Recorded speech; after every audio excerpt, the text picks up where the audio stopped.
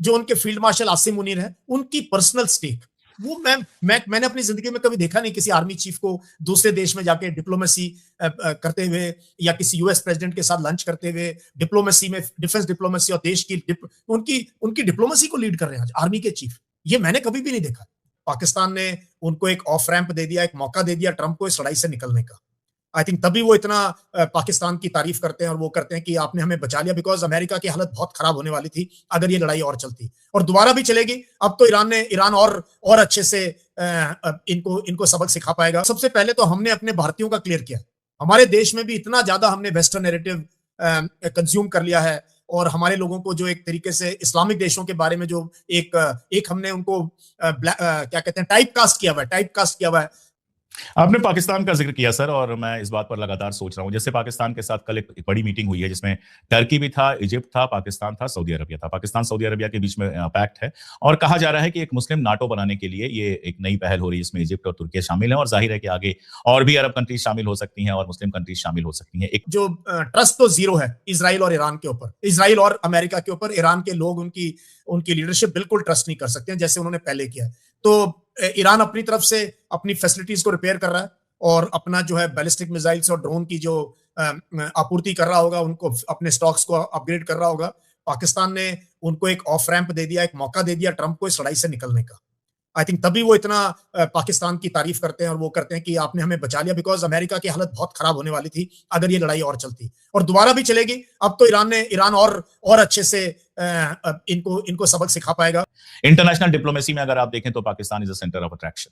हर जगह से पाकिस्तान की बात हो रही है। ट्रंप बाकायदा ट्वीट कर रहा है तारीफ करते हुए, ईरान ट्वीट कर रहा है, और इन सब मसलों में कुल मिलाजुलाकर जैसा एक वहां के अमेरिका के एक एक्स डिप्लोमेट ने कहा कि 4 हमारे जो राष्ट्रपति थे, प्रेसिडेंट्स थे, उन्होंने इंडिया को करीब लाने की कोशिश की और इंडिया से अच्छे रिश्ते बनाए, लेकिन ट्रंप ने पाकिस्तान के लिए इंडिया को छोड़ दिया है, किनारे कर दिया है। इस पूरी की पूरी लड़ाई में ये नैरेटिव्स की जीत जो है ईरान के हक में है, और जिस तरीके के वो मीम्स बना रहे हैं, जिस तरीके से उनका जो लीगो मीम सर, मतलब वो देख के मजा आ जाता है, आपको सिर्फ हंसी आती है और लगता है क्या दिमाग लगाया है इसके पीछे, और वो अंग्रेजी बना रहे हैं, बाकायदा अंग्रेजी लिरिक्स के साथ बना रहे हैं वो। अगर ये जंग दोबारा शुरू होती है, क्योंकि ट्रंप जो दावे कर रहा है कि हमको न्यूक्लियर डस्ट देने के लिए तैयार है, फला है, ईरान पूरी तरह से तो नहीं मानेगा। हालांकि ये भी है कि ईरान भी सोशल मीडिया पे जो स्टैंड दिखा रहा है उसको आखिरी नहीं मान लेना चाहिए। अंदर की बातचीत में कुछ और कहा जाता है, स्टैंड में कुछ और कहा जाता है, लेकिन मान लीजिए सबके बावजूद लड़ाई दोबारा शुरू होती है तो क्या पोजीशंस बनेंगी, क्या स्थितियां बनेंगी? कुछ में क्या, ईरान को बेसिकली तेल बेचने की इजाजत अगर मिल जाती है वो बहुत बड़ी चीज है, और जो उनके फंड्स फ्रीज किए हुए इन्होंने तकरीबन $120 बिलियन के आसपास है फॉरेन बैंक्स में, वो भी अगर अनफ्रीज हो जाते हैं, वो भी एक बहुत बड़ी विक्ट्री होगी ईरान के लिए। ईरान जंग एक अलग स्टेज पर जा रही है। कहीं लग रहा है कि समझौता हो सकता है, कहीं लग रहा है धोखा हो सकता है, और आज मैं शुरुआत में बिल्कुल बिना कुछ बोले सीधे सर को आमंत्रित कर रहा हूं। सर, एक बार फिर से वेलकम। और अभी जो कुछ हालात हैं जिसमें ट्रंप के लगातार बयान है, ईरान का कहना है 7 बयान है, 7 झूठे हैं। होर्मुज पर एक बार कहा गया कि कंट्रोल हटा दिया गया है, वहां से जाएंगे, लेकिन जो बयान है उसमें साफ साफ लिखा हुआ है कोऑर्डिनेटेड रूट से ही जा सकते हैं। मैं क्यों डिटेलिंग कर रहा हूं, आप उसको लगातार फॉलो कर ही रहे हैं, तो अभी के हालात पर आपकी टिप्पणी क्या? पहली बात तो अशोक, हमेशा मजा आता है आपसे बात करने का, आपके दर्शकों, आपके चैनल के थ्रू जो है ये अपनी बात बिल्कुल सही बात पहुंचाने का, क्योंकि बहुत देश में लोग जो है भ्रम में है ईरान की लड़ाई को लेकर, और शायद हमारी जितनी वीडियोस रही हैं आपस में, हमने काफी फॉग क्लियर किया है लोगों के माइंड में ईरान को लेकर, उनके लोगों को लेकर, और ये लड़ाई कैसे चली है। पहली बात तो ये है। अब आते हैं आज की हालात पे। आज जब हम 18 तारीख को इसको रिकॉर्ड कर रहे हैं दोपहर को, स्ट्रेट ऑफ हॉर्मुज खोल दिया गया ईरान ने विद कंडीशंस। जैसे हम कोई भी चीज पे हाँ करते हैं, बैंक से लेके किसी जॉब में कहीं पे भी, हम तो कंडीशंस होती हैं, हम उनको पढ़ते नहीं, हम सीधा क्लिक कर देते हैं यस आई एग्री। तो ऐसा कुछ ईरान ने किया हुआ है। एक तो स्ट्रेट बहुत क्लोज हो गई है क्योंकि कुछ एरिया में माइन है, और जो भी जहाज निकलेंगे वहां से वो IRGC की नेवी निकालेगी, अपने प्रोटोकॉल के हिसाब से अपने खुद वो प्रायोरिटी देंगे किसको निकालना है किसको नहीं निकालना है, वही गाइड करेंगे, बिकॉज बहुत ही नैरो वाटरवे है, और नैरो हो गया है इस लड़ाई के बाद। अब कंडीशंस, एक चीज तो समझने की है कि Iran is speaking from position of strength. इस 40 दिन की लड़ाई ने पिछले 40 साल का इतिहास बदल दिया, ये कमाल की बात है। तो Iran is speaking from position of strength, उन्होंने हाँ भरी है स्टेट ऑफ हॉर्मुज खोलने के। गिव एंड टेक तो देखो बातचीत में चलता ही है। तो ये लेबनान में जो इजराइल को सीज फायर के लिए हाँ किया, ये उसके एवज में उन्होंने ये किया है, और ये बहुत बड़ी बात है कि कोई इजराइल को कह दे कि आप प्रोहिबिटेड हो फ्रॉम यूजिंग योर वेपन, जो कि ट्रंप ने इजराइल को कहा है। तो ये भी एक बहुत बड़ी बात है कि they are able to convince the Trump administration कि अब तुम जो है इजराइल को रेन इन करो, इजराइल को कंट्रोल करो, जो ईरान अब कर पाया है। अब आने वाले दिनों में देखो यूएस ट्रुप्स का 10,000 ट्रुप्स उन्होंने और भेज दिए वहां पे, उनका एयरक्राफ्ट कैरियर भी आ गए हैं। और अब जो ट्रस्ट तो जीरो है इजराइल और ईरान के ऊपर, इजराइल और अमेरिका के ऊपर। ईरान के लोग उनकी लीडरशिप बिल्कुल ट्रस्ट नहीं कर सकते हैं जैसे उन्होंने पहले किया। तो ईरान अपनी तरफ से अपनी फैसिलिटीज को रिपेयर कर रहा है और अपना जो है बैलिस्टिक मिसाइल्स और ड्रोन की जो आपूर्ति कर रहा होगा, उनको अपने स्टॉक्स को अपग्रेड कर रहा होगा। बट साथ के साथ जो है ईरान बातचीत के लिए भी तैयार है, जो कि उम्मीद है कि अगले हफ्ते जल्दी ही इस्लामाबाद में सेकेंड दौर की बातचीत होगी। तो इस टाइम पे मेरी असेसमेंट ये है कि Iran is speaking from position of strength, और जितने मुद्दे जिनके ऊपर 28 फरवरी को लड़ाई शुरू हुई थी, एक भी जो है अचीव नहीं किया है उन्होंने। अमेरिका और इजराइल कॉम्बिनेशन एक भी चीज अचीव नहीं कर पाए, बल्कि ईरान को एक मिलिट्री पावर के तौर पे और एक सिविलाइजेशनल नेशन के तौर पे और एक कंट्री जिसको कि अब ज्यादा इग्नोर नहीं किया जा सकता, ईरान इस लड़ाई से काफी हद तक जो है एक अच्छी पोजीशन में उभर के आया, एटलीस्ट एज ऑफ नाउ। और सर एक इमेज रिबिल्डिंग भी हुई है, जो हम मतलब एक नॉर्मल इमेज ये थी कि बहुत पिछड़ा हुआ देश है, औरतें जो हैं वो हमेशा घर में रहती हैं, बाहर नहीं निकलती हैं, कोई काम नहीं करती। हम ये देख रहे हैं कि औरतें उनकी जो है वो सड़क पर जुलूस निकाल रही हैं, बाइक चला रही हैं, कारें चला रही हैं, संसद के अंदर हैं, उनके रिप्रेजेंटेटिव्स हैं, डॉक्टर्स हैं, इंजीनियर्स हैं। ये सारा का सारा परसेप्शन कितना खूबसूरत है, वहाँ की एम्बेसीज लगातार ट्वीट कर रही हैं कितना खूबसूरत है, अलग अलग जगहों को जो उनका मॉडर्न डेवलपमेंट है वो दिखा रही है। तो मुझे लगता है कि वार ऑफ परसेप्शन ईरान ने बड़ा जबरदस्त जीता है। ये तो सबसे बड़ी जीत इस पूरी की पूरी लड़ाई में, ये नैरेटिव्स की जीत जो है ईरान के हक में है। और जिस तरीके के वो मीम्स बना रहे हैं, जिस तरीके से उनका जो लीगो मीम सर, मतलब वो देख के मजा आ जाता है, आपको सिर्फ हंसी आती है और लगता है क्या दिमाग लगाया है इसके पीछे। और बहुत जबरदस्त के साथ बना रहे हैं, बहुत जबरदस्त कमाल है। एक देश जिसके ऊपर इतनी बुरी तरीके से ताबड़तोड़ अटैक हो रखा हो दो मिलिट्री पावर्स का, और उस देश के जो है युवा लोग या उनका एक पूरा का पूरा इंफॉर्मेशन वॉरफेयर का जो सिस्टम है, वो उन्होंने ये इस लड़ाई में वो बहुत आगे अमेरिका से और इजराइल से। और जो दूसरी बात आपने कही ईरान का जो परसेप्शन है, वो सबसे पहले तो हमने अपने भारतीयों का क्लियर किया। हमारे देश में भी इतना ज्यादा हमने वेस्टर्न नैरेटिव कंज्यूम कर लिया है, और हमारे लोगों को जो एक तरीके से इस्लामिक देशों के बारे में जो एक हमने उनको क्या कहते हैं टाइप कास्ट किया हुआ है कि ईरान तो ऐसा है, वहाँ ये ऐसा है, ये तो तालिबान की तरह है। वो काफी हद तक पर्दे जो है खुल चुके हैं, रोशनी आ रही है, और पता लग रहा है कि ईरान की महिलाओं की लिटरेसी रेट, ईरान में कितनी औरतें जो है पीजी करती हैं, पीएचडी करती हैं साइंस में, टेक्नोलॉजी में, वहां पे फिजिक्स केमिस्ट्री बायोलॉजी में कितनी औरतें काम करती हैं, मेडिकल उनका कितना हाई लेवल का है, उनकी इंजीनियरिंग किस लेवल की है। ये अपने आप में जो है दुनिया को आश्चर्यचकित करने के लिए है कि सैंक्शन लगने के बावजूद, 40 साल 50 साल सैंक्शन लगने के बावजूद ईरान ने कमाल करके दिखाया। एंड खास तौर पे विमेन एरियाज में, जो कि भारत को भी सीखना चाहिए काफी कुछ। उनकी जिस तरीके से उनकी औरतें काम करती हैं, उनकी औरतें एजुकेशन की फील्ड में, साइंस में हैं, हर फील्ड में विमेन आर हेड ईरान के अंदर।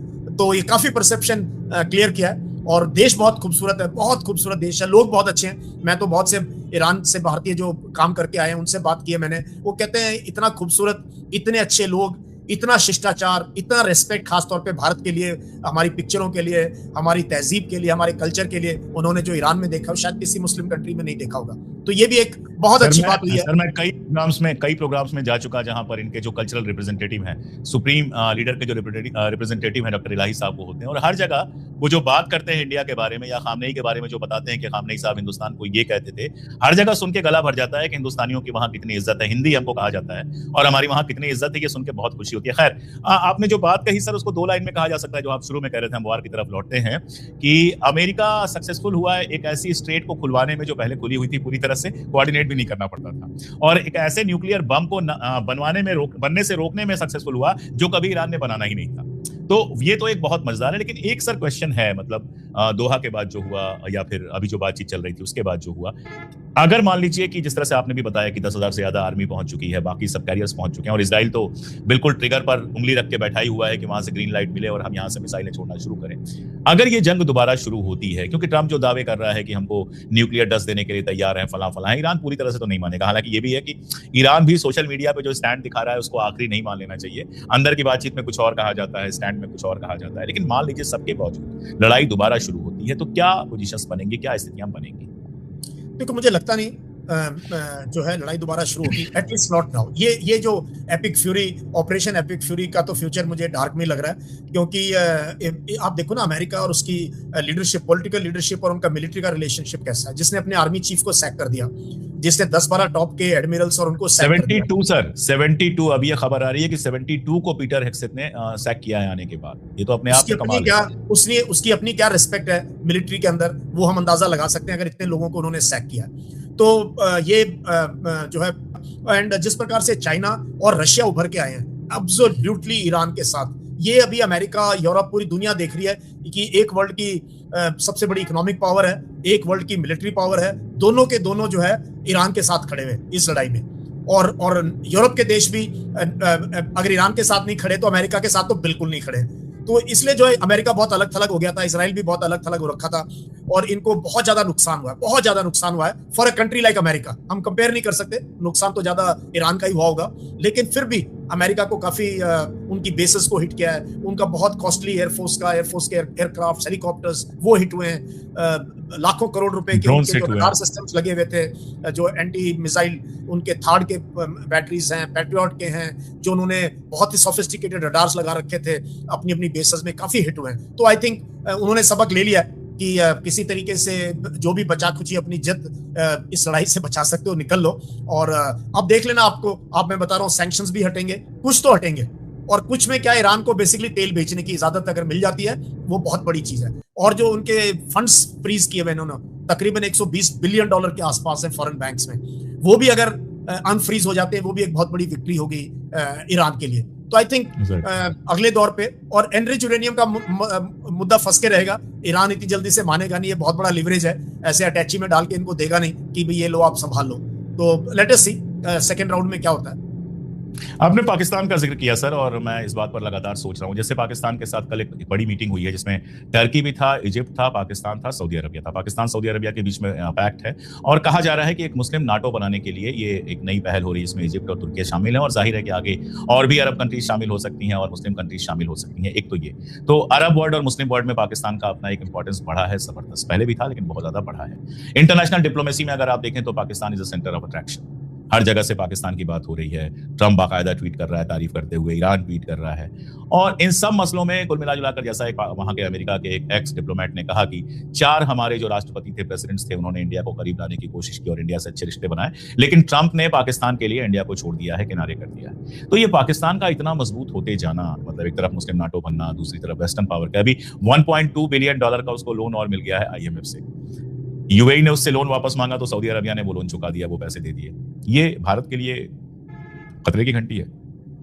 देखो, पहली बात तो हमारे अगर मेन स्ट्रीम मीडिया का इसमें रोल देखो तो आई थिंक हमने बहुत खराब तरीके से रिएक्ट किया इस पे।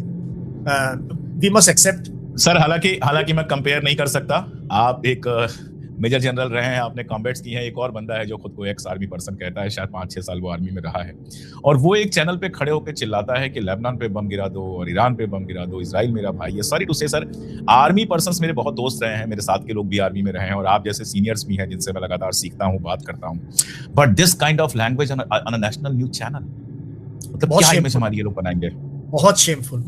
और ये दूसरी बार हुआ है, पिछली बार इन्होंने राक्षी साहब को बिल्कुल उनको जबकि हमारे इनविटेशन पे आए हुए थे, ऑप सिंदूर के आसपास आई थिंक पहले थे, 20 बात तब सुअर कहा था, जो कि आप समझ सकते हो किसी इस्लामिक कंट्री में या इस्लाम में सुअर को कहना, तो ये फ्रिंज एलिमेंट है सर। किसी को भी आप नाम छोड़िए, किसी हिंदू को भी सुअर कहेंगे तो वो नाराज ही होगा। हाँ, वो भी तो भी नाराज होगा। तो अंग्रेजी में भी गाली है सर। हाँ, तो मिलिट्री में देखो, मिलिट्री बहुत कुछ सिखाती है, बट मिलिट्री में वक्त लगता है, धीरे धीरे 4-5 साल में तो हमें सिर्फ अपने जूते पहनने और अपना बेल्ट लगाना, और मैक्सिमम आप एक प्लेटून कमांडर, आप कंपनी कमांडर भी नहीं होते, मतलब 25-30 लोगों की कमांड आपको आती है। लेकिन धीरे धीरे आर्मी में बहुत जबरदस्त सिस्टम है अशोक ट्रेनिंग का।